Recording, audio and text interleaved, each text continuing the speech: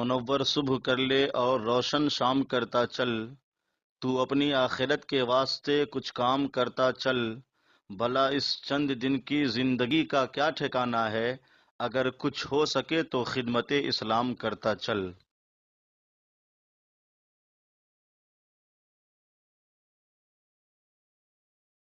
سورۃ النساء کی آیت نمبر 34 سورہ نساء کا چھٹا رکوع اور 5ویں پارے کا 3 رکوع۔ اللہ رب العالمین نے ارشاد فرمایا، الرجال قوامون علی النساء، مرد عورتوں پر افسر ہیں، مرد عورتوں پر حاکم ہیں، بما فضل اللہ بعضهم علی بعض، اس لیے کہ اللہ نے ان میں ایک کو دوسرے پر فضیلت دی، وَبِمَا أَنفَقُوا مِنْ أَمْوَالِهِمْ، اور اس لیے کہ مردوں نے ان پر اپنے مال خرچ کیے۔ الرجال قوامون علی النساء، مرد عورتوں پر حاکم ہیں، افسر ہیں، یعنی اللہ تعالی نے شوہر کو بیوی پر فضیلت عطا فرمائی، لہذا عورتوں کو اپنے شوہروں کی اطاعت اور فرما برداری لازم ہے، اور مرد اس طرح عورتوں کے معاملات چلائیں جس طرح ایک حاکم ملک کا نظام چلاتا ہے۔ گھر کے سارے معاملات اور گھر کی ساری مصلحتیں، اس کی تدابیر مرد خود کریں۔ اس آیت کا شان نزول یہ ہے کہ حضرت سعد بن ربی نے اپنی زوجہ حبیبہ کو کسی خطا پر ایک تماچا مارا۔ ان کے والد انہیں سید عالم صلی اللہ علیہ وآلہ وسلم کی خدمت میں لے گئے اور ان کے شوہر کی شکایت کی۔ اس بارے میں یہ آیت نازل ہوئی۔ یہاں یہ فرمایا گیا کہ بما فضل اللہ بعضهم علی بعض، اس لیے کہ اللہ نے ان میں ایک کو دوسرے پر فضیلت دی، یعنی مردوں کو عورتوں پر عقل اور دانائی میں فضیلت دی، جہاد، نبوت و خلافت، امامت، اذان، خطبہ، جماعت، جمعہ، تکبیر، حدود و قصاص کی شہادت اور ورثے میں دونے حصے اور نکاح و طلاق کے مالک ہونے اور نسبوں کے ان کی طرف نسبت کیے جانے، ان تمام ذریعے سے اللہ تعالی نے مردوں کو فضیلت عطا فرمائی۔ یعنی مرد جہاد میں جا کر یہ فضیلت حاصل کرتے ہیں۔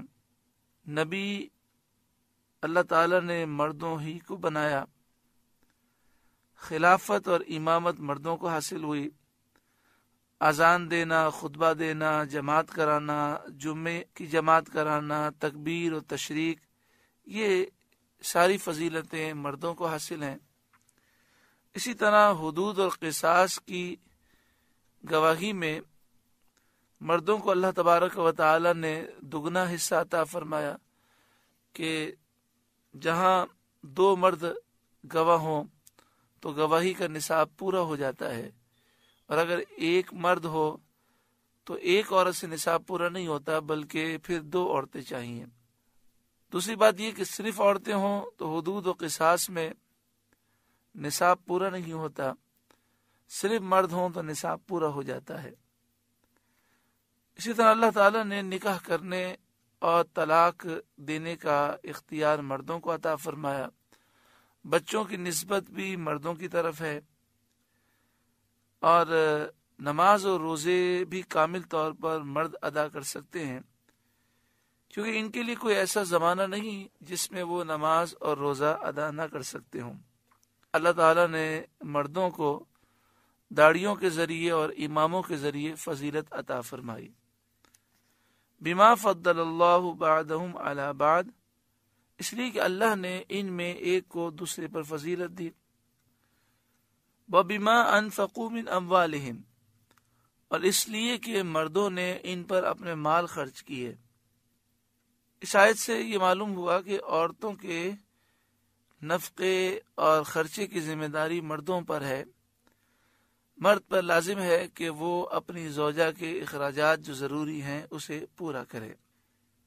فالصالحات، تو نیک بخت عورتیں، قانتات، ادب والیاں ہیں، حافظات للغیب، شوہر کے پیچھے حفاظت رکھتی ہیں، بما حفظ اللہ، جس طرح اللہ نے حفاظت کا حکم دیا۔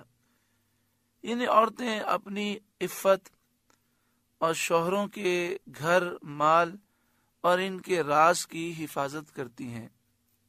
اس سے معلوم ہوا کہ عورت کو شوہر کے راز کی بھی حفاظت کرنی چاہیے، اس کے گھر کی، مال کی، اور اپنی عزت اور شوہر کی عزت کی حفاظت کرنی چاہیے، اور ایسی عورتیں نیک بخت ہیں۔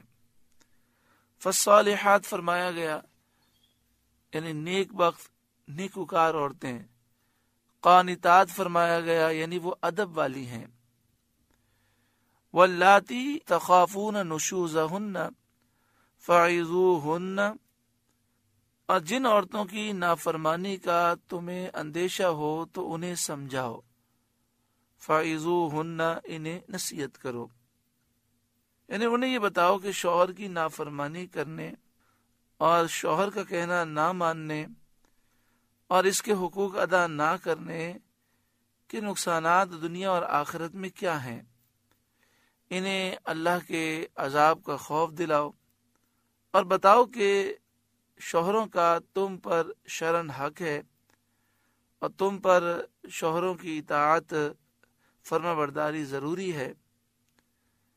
واللاتی تخافون نشوزہن فعظوہن، جن عورتوں کی نافرمانی کا تمہیں اندیشہ ہو تو انہیں سمجھاؤ، اور اگر اس پر بھی وہ نہ مانے تو فرمایا وَاهْجُرُوهُنَّ فِي الْمَضَاجِعِ، اور ان سے الگ سو، ان سے تعلقات منقطع کر دو تاکہ انہیں نصیحت ہو۔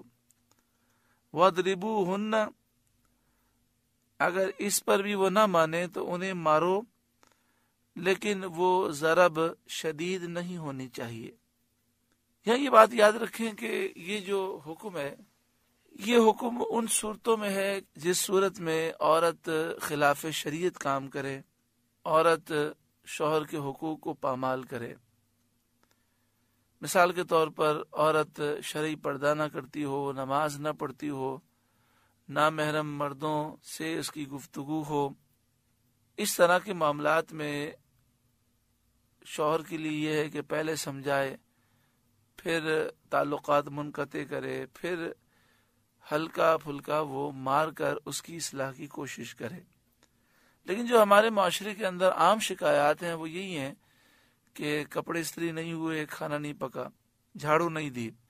یہ جو معاملات ہیں اس میں مارنے کی اجازت نہیں ہے، اس میں صرف باہمی جو تعلقات ہیں اس کی اہمیت پر ان کی توجہ دلائی جائے، ان کو نصیحتیں کی جائیں۔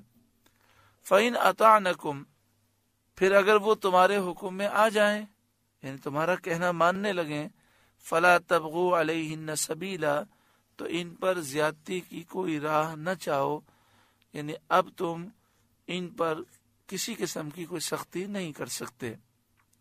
ان اللہ کان علیٰ کبیرا، بے شک اللہ بلند بڑا ہے۔ تم گناہ کرتے ہو پھر بھی وہ تمہاری توبہ قبول فرماتا ہے۔ تو اگر تمہاری زوجہ جو کہ تمہارے زیر اثر ہے، اگر وہ قصور کرنے کے بعد معافی مانگے تو تمہیں بتدریج اولا معاف کرنا چاہیے، اور اللہ تعالیٰ کی قدرت کو اور اس کی برتری کو یاد کرنا چاہیے، اور تمہیں ظلم سے دور رہنا چاہیے۔ ان اللہ کان علیٰ کبیرا، بے شک اللہ بلند بڑا ہے۔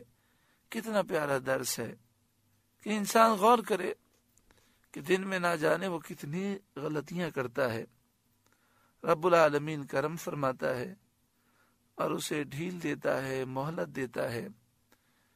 تو مرد کو چاہیے کہ وہ بے جا سختیاں نہ کرے، بلکہ اصلاح کی کوشش کرے اور اگر وہ غلطی کے بعد عورت معافی مانگے تو سچے دل سے اسے معاف کر دے۔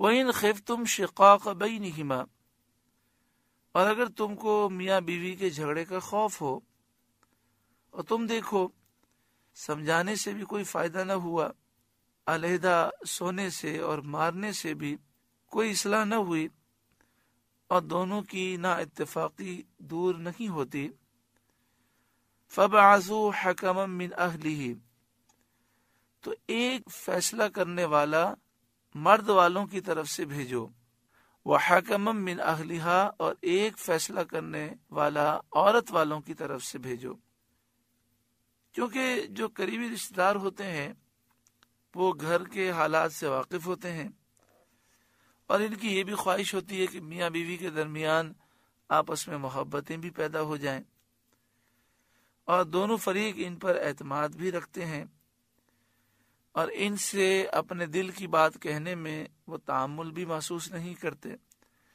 جب یہ ساری چیزیں ہیں تو امید ہے کہ آپس میں صلح ہو جائے گی۔ ان یریدا اصلاحا یوفق اللہ بینہما، یہ دونوں اگر صلح کرانا چاہیں گے تو اللہ ان میں میل کر دے گا۔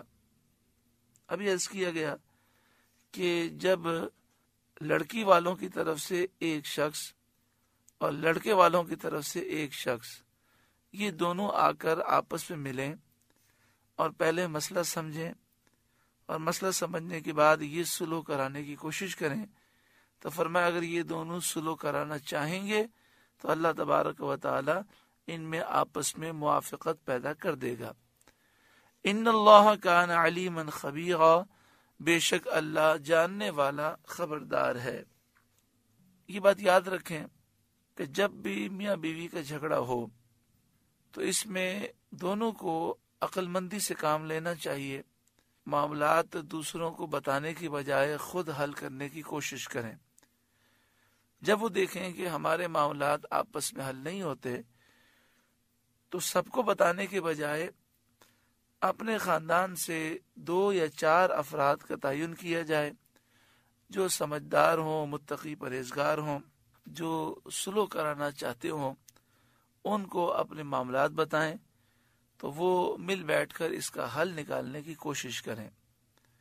پھر یہ بھی یاد رکھیں کہ جب میاں بیوی کے درمیان صلح کرانی ہو تو شوہر کے سامنے بیوی کی برائیاں بیان نہ کی جائیں، یا بیوی نے جو شوہر کی برائیاں انہیں بتائی ہیں ان کے سامنے یہ نہ کہا جائے کہ وہ تو آپ کے بارے میں یہ نظریہ رکھتی ہیں، بلکہ ایسی باتیں کی جائیں کہ جس سے نفرتوں میں کمی ہو اور وہ ایک دوسرے کے ذہنی طور پر قریب آ جائیں۔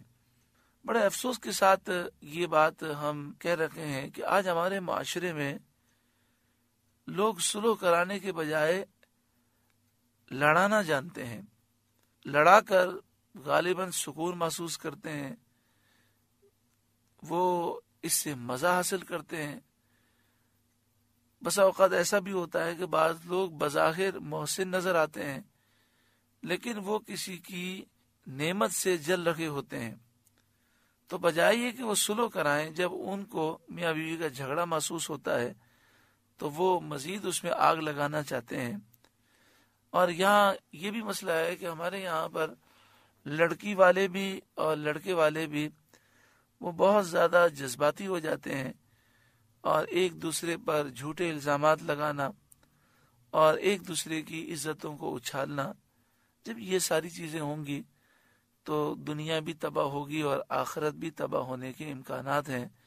اللہ تعالی ہر ایک کو عقل سلیم عطا فرمائے اور ہر ایک کو ایک دوسرے کے حقوق کا لحاظ رکھنے کی توفیق عطا فرمائے۔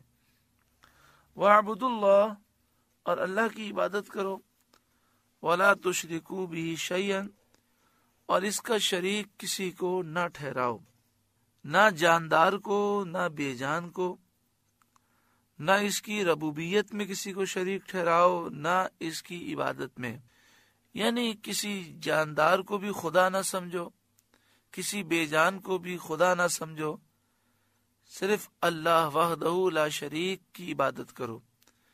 اس کے سوا کسی کی عبادت نہ کرو اور اس کے سوا کسی کو رب اور خدا نہ جانو۔ وبالوالدین احسانا، اور ماں باپ سے بھلائی کرو ادب اور تعظیم کے ساتھ، اور ان کی خدمت کے لیے ہر وقت تیار رہو، اور ان پر مال خرچ کرو اور اس میں کمی نہ کرو۔ مسلم شریف کی حدیث ہے، سید عالم صلی اللہ علیہ وسلم نے 3 مرتبہ فرمایا اس کی ناک خاک آلود ہو۔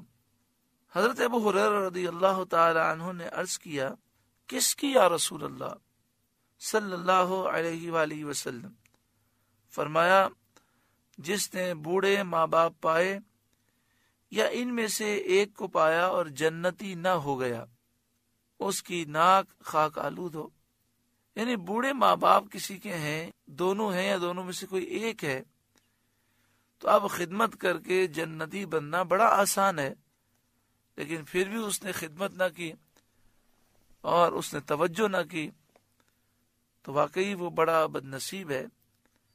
یہاں پہ یہ فرمایا گیا کہ خدمت میں ہر وقت تیار رہے، دن رات اس کی توجہ اسی طرف ہو کہ میں کسی طریقے سے اپنے ماں باپ کی خدمت کرنے میں کامیاب ہو جاؤں۔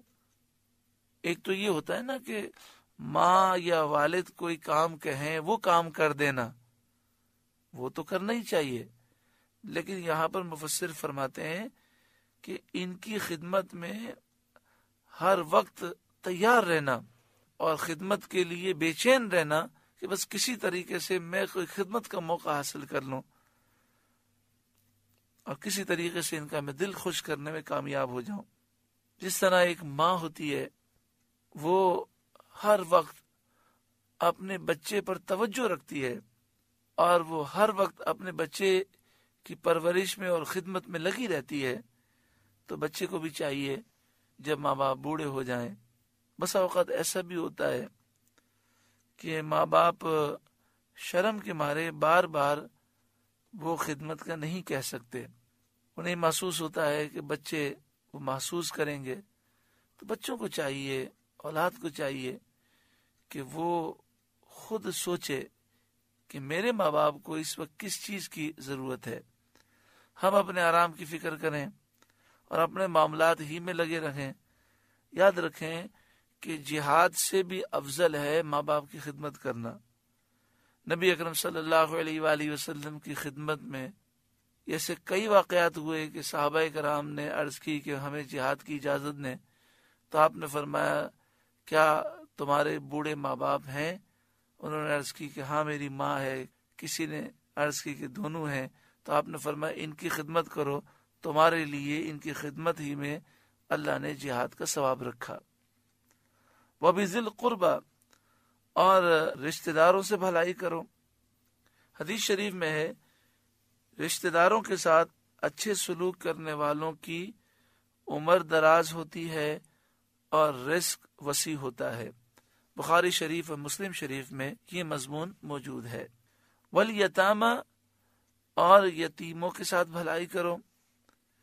سید عالم صلی اللہ علیہ وآلہ وسلم نے فرمایا، بخاری شریف میں ہے، آپ نے فرمایا میں اور یتیم کی سرپرستی کرنے والا ایسے قریب ہوں گے جیسے شہادت کی انگلی اور بیچ کی انگلی۔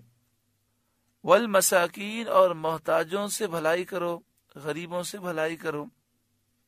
آپ صلی اللہ علیہ وآلہ وسلم نے فرمایا بیوہ اور مسکین کی امداد اور خبر گیری کرنے والا اللہ کی راہ میں جہاد کرنے والے کے مثل ہے۔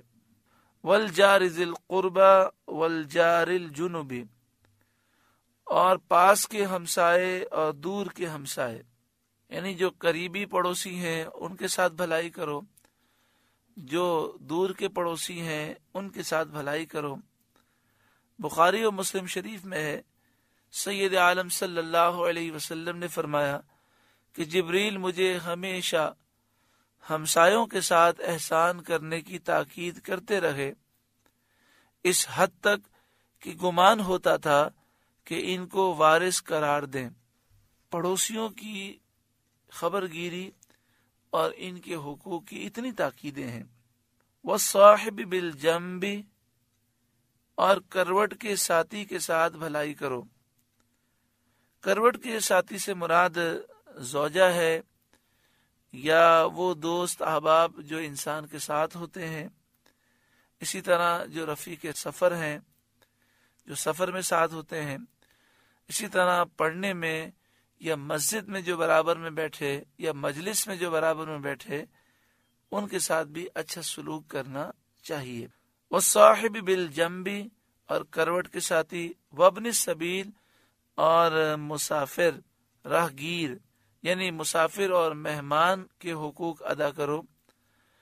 حدیث شریف میں ہے، بخاری مسلم میں، من کان یؤمن باللہ والیوم الآخر فلیکرم ضیفہ، جو اللہ پر اور آخرت کے دن پر ایمان رکھے اسے چاہیے کہ مہمان کی عزت کرے، اس کی تعظیم کرے۔ وما ملکت ایمانکم، اور اپنی کنیز غلام سے اچھا سلوک کرو کہ انہیں ان کی طاقت سے زیادہ تکلیف نہ دو، ان سے سخت کلام نہ کرو، انہیں کھانا کپڑا بقدر ضرورت دو۔ ان اللہ لا يحب من کان مختالا فخورا، بے شک اللہ پسند نہیں فرماتا اترانے والے کو اور بڑائی مارنے والے کو۔ جو اترانے والا ہے، بڑائی مارنے والا ہے، اللہ تعالیٰ اسے پسند نہیں فرماتا۔ ترمذی شریف میں ہے، نبی اکرم صلی اللہ علیہ وآلہ وسلم نے فرمایا، جنت میں بد اخلاق داخل نہ ہوگا۔ متکبر اسے کہتے ہیں کہ جو اپنے آپ کو بڑا سمجھے اور دوسروں کو حقیر اور ذلیل سمجھے۔ اللہ تعالیٰ تکبر سے، غرور سے ہمیں محفوظ فرمائے۔ الذین یبخلون، وہ لوگ جو کنجوسی کرتے ہیں، بخل کرتے ہیں۔ وَيَأْمُرُونَ النَّاسَ بِالْبُخْلِ، اور دوسرے لوگوں کو بھی بخل کا حکم دیتے ہیں، کنجوسی کا درس دیتے ہیں۔ ایسے لوگ بڑائی مارنے والے اور اترانے والے ہیں۔ وَيَكْتُمُونَ مَا آتَاهُمُ اللَّهُ مِنْ فَضْلِهِ، اور اللہ نے جو انہیں اپنے فضل سے دیا ہے اسے چھپاتے ہیں۔ بخل یہ ہے کہ خود کھائے دوسرے کو نہ دے، اور شح یہ ہے کہ نہ خود کھائے نہ دوسرے کو کھلائے۔ بعض لوگ ایسے ہوتے ہیں، نہ خود اپنے اوپر خرچ کرتے ہیں نہ دوسروں پہ خرچ کرتے ہیں، یہ بھی بری چیز ہے۔ بعض ایسے ہوتے ہیں کہ اپنے اوپر تو خرچ کرتے ہیں، دوسروں پر خرچ کرنے کے لیے تیار نہیں، یہ بھی بری چیز ہے۔ سخاوت یہ ہے کہ خود بھی استعمال کرے، دوسروں کو بھی دے۔ اور جود یہ ہے کہ خود تو نہ کھائے، دوسرے کو کھلائے۔ شان نزول یہ ہے کہ یہ آیت یہودیوں کے بارے میں نازل ہوئی جو سید عالم صلی اللہ علیہ وآلہ وسلم کی صفت اور آپ کی شان بیان کرنے میں بخل کرتے ہیں، کنجوسی کرتے ہیں اور چھپاتے ہیں۔ اس سے معلوم ہوا کہ علم کا چھپانا یہ بہت بری چیز ہے۔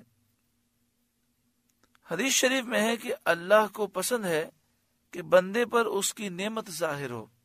یہ مراد یہ کہ اللہ تعالیٰ نے اگر مال عطا فرمایا ہے تو انسان جائز طریقے سے اس پر اپنے اوپر خرچ کرے اور اللہ کی نعمت اس پر ظاہر ہو، اور اس کی نیت یہ ہو کہ میں اللہ کی نعمت کا اظہار کر کے تحدیث نعمت کر رہا ہوں، تو اس میں حرج بھی نہیں بلکہ یہ تو اچھی بات ہے۔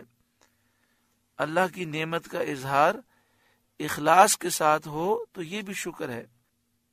تو مستحب یہ ہے کہ انسان اپنی حیثیت کے مطابق جو جائز لباس پہن سکتا ہے اس میں اچھا لباس پہنے، اور نیت یہ کرے کہ اللہ کی دی ہوئی نعمت کا میں اظہار کر رہا ہوں، تو یہ بھی شکر میں داخل ہے۔ بعض لوگوں کی عادت ہوتی ہے کہ وہ ہر وقت اپنا رونا ہی روتے رہتے ہیں۔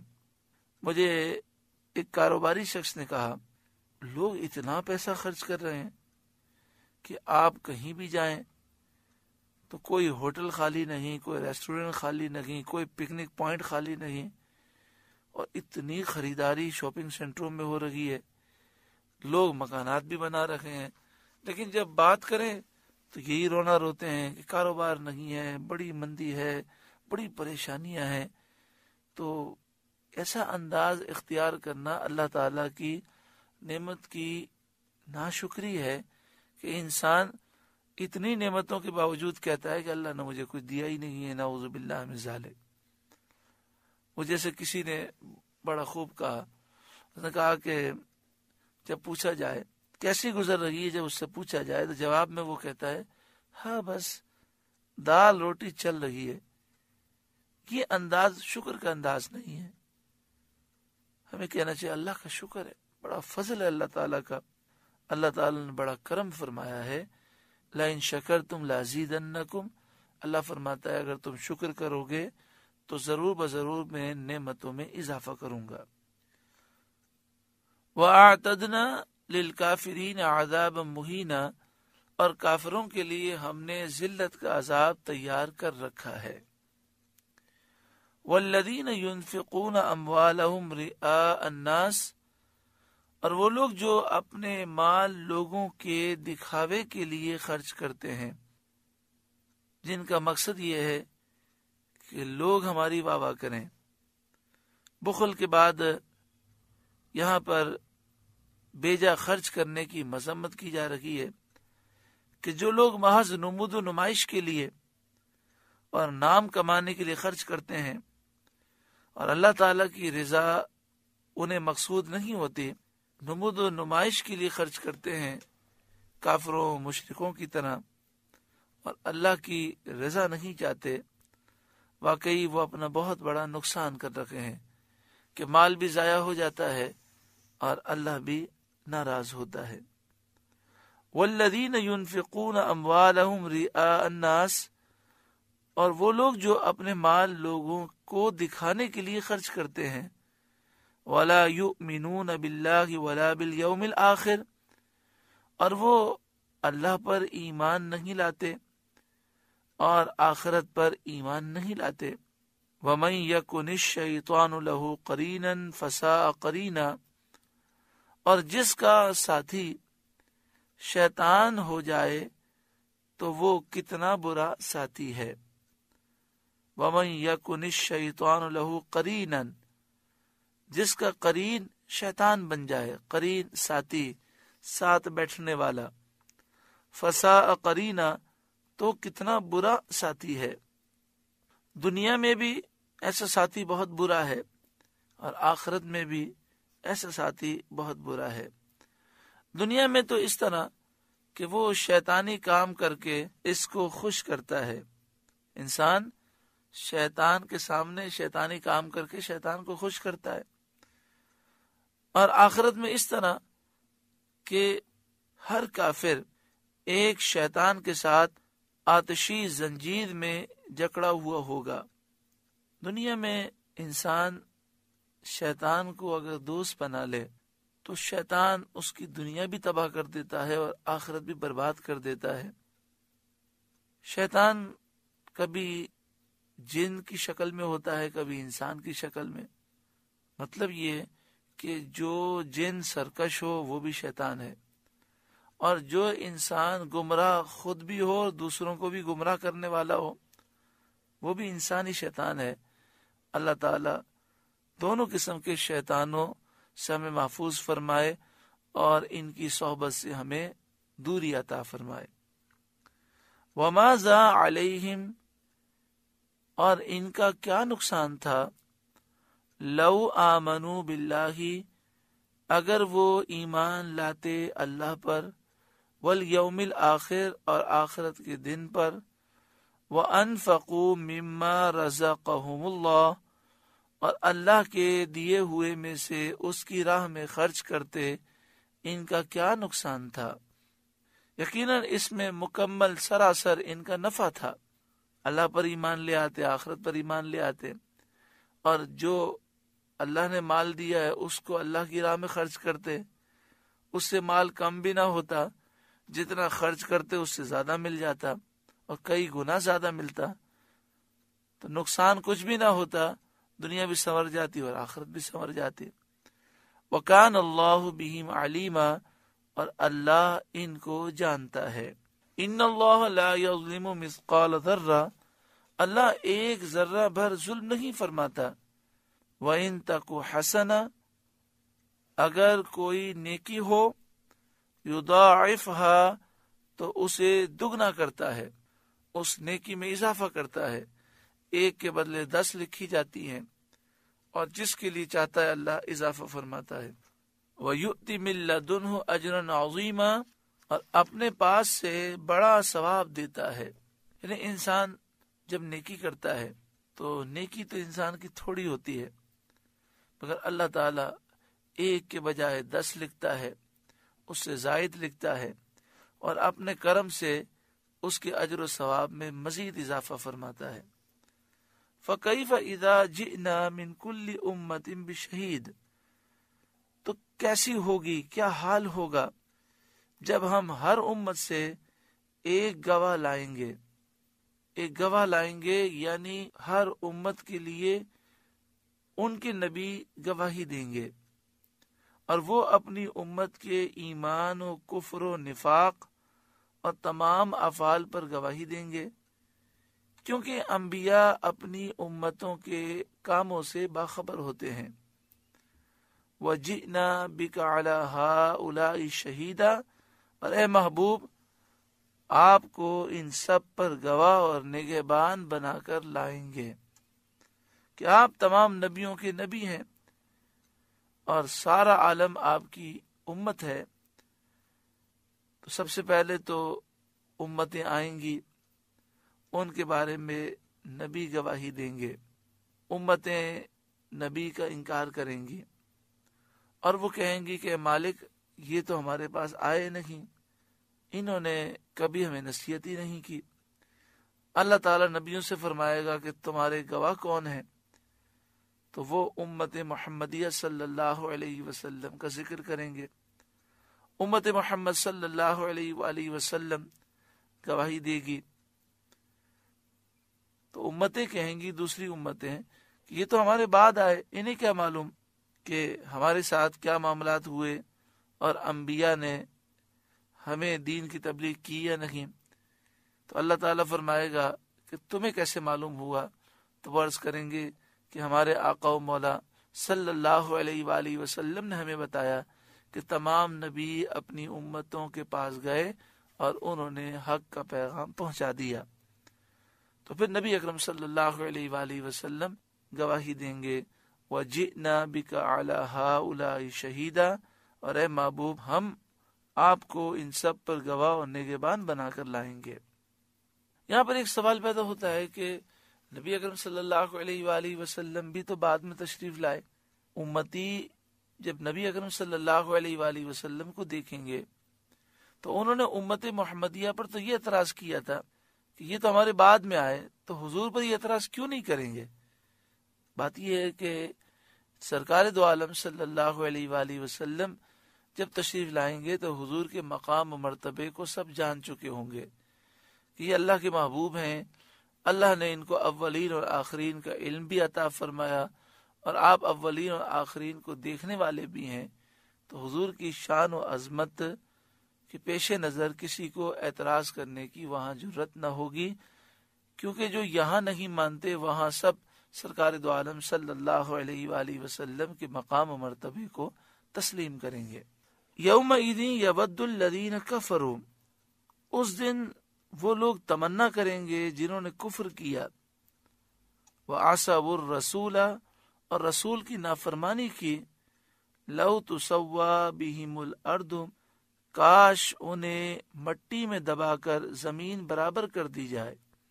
جن لوگوں نے کفر کیا، رسول اللہ صلی اللہ علیہ وسلم کی نافرمانی کی، وہ لوگ یہ تمنا کریں گے کہ کاش وہ مر جائیں اور مٹی ہو جائیں، انہیں مٹی میں ڈال کر اوپر سے مٹی دبا کر برابر کر دیا جائے، ان کا وجود ختم ہو جائے۔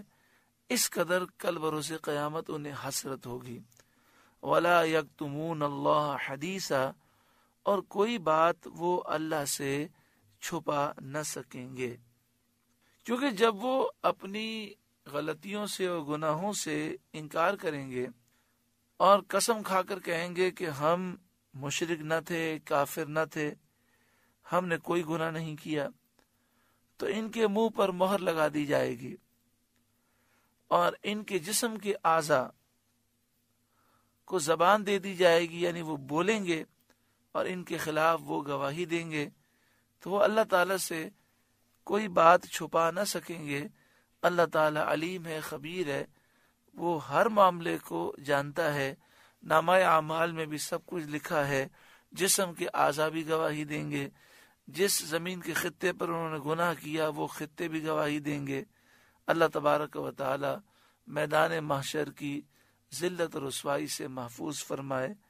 سورۃ النساء کا 6واں رکوع مکمل ہوا۔ اللہ تعالیٰ اس رکوع کی برکتوں سے مالا مال فرمائے۔